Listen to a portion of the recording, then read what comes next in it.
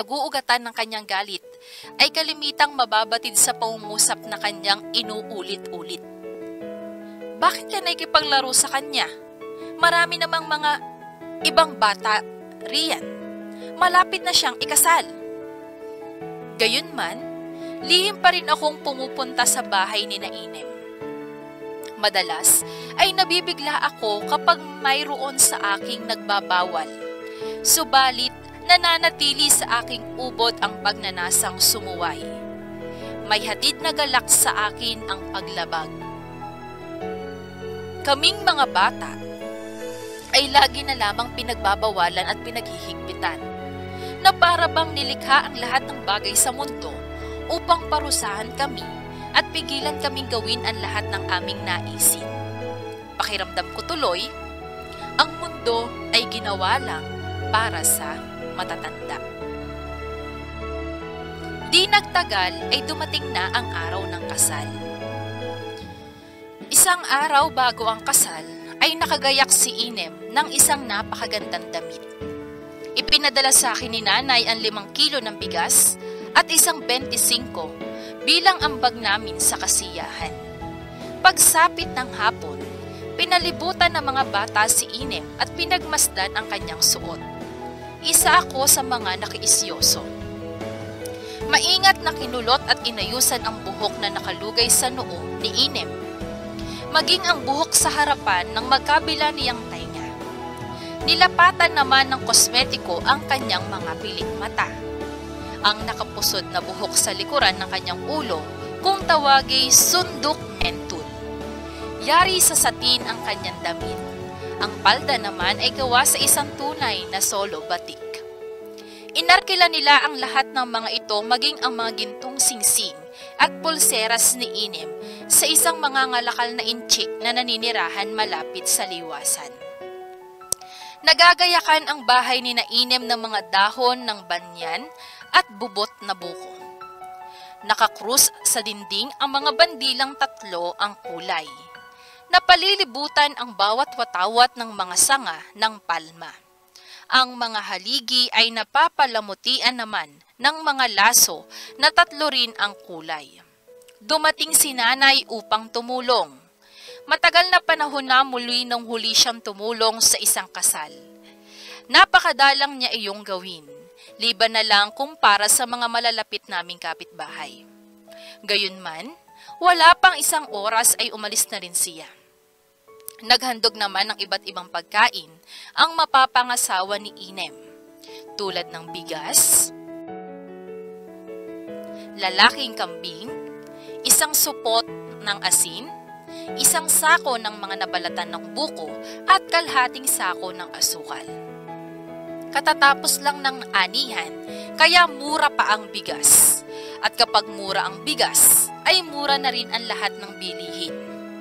Marangya lagi ang seremonya ng kasal sa aming bayan.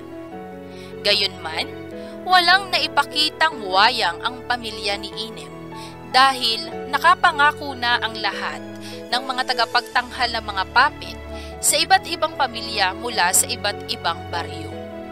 Pinasikat pa namang libangan sa distrito namin ang panunood ng wayang. Mayroong 3 uri ang papit. Ang unay ang mga klasikong manika na patag at gawa sa katad.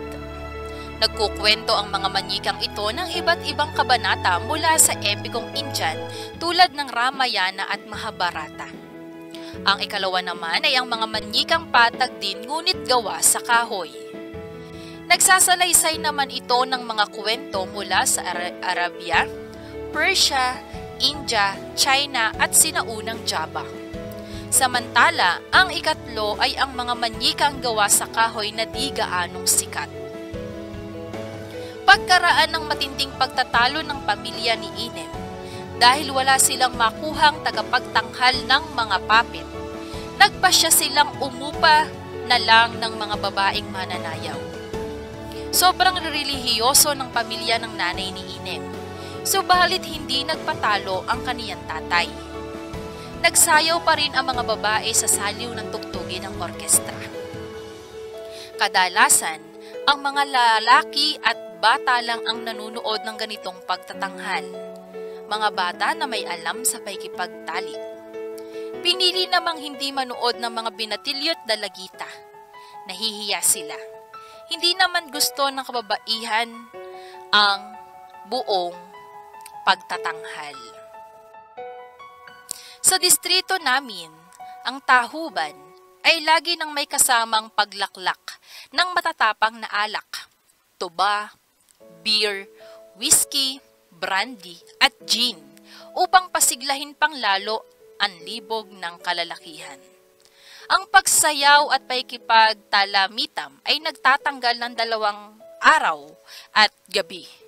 Aliw na aliw kaming mga bata sa panunood ng mga babae at lalaki na nagsasayawan. Maya't maya'y nagtatagayan sila.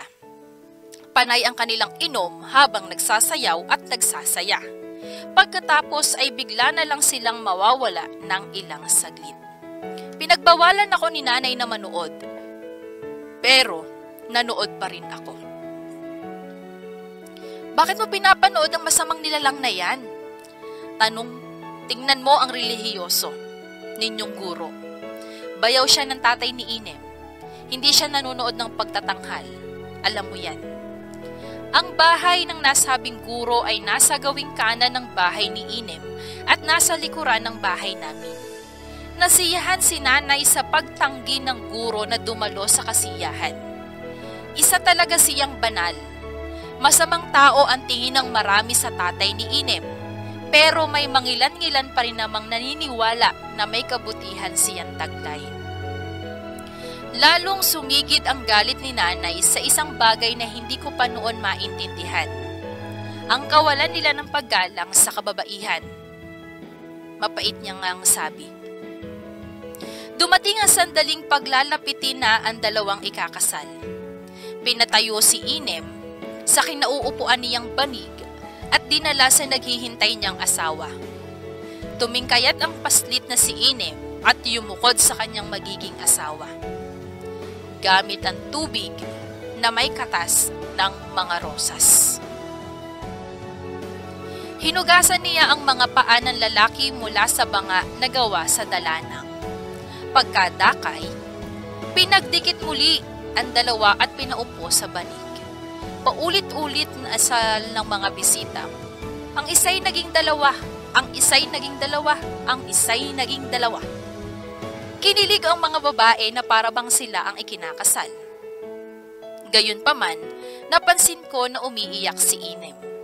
Gumuhit ang mga luhang sa kanyang pisngi at nasira ang kolorete niya. Pag-uwi namin, tinanong ko si nanay kung bakit umiyak si Inem.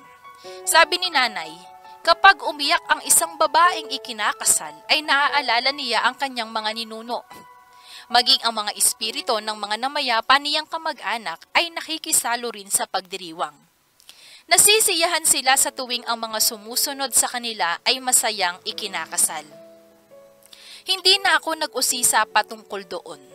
Gayunman, paglaon ay nalaman ko rin ang tunay na dahilan ng pag-iyak ni Inem. Ihing-ihi siya subalit ayaw niyang ipaalam kanino man. Masayang nagtapos ang pagdiriwang. Nakaalis na ang mga bisita. Iniligpad na ang mga dekorasyon. Noong dumating ang mga mangangalakal upang maningil ng utang, ay bigla na lang naglahong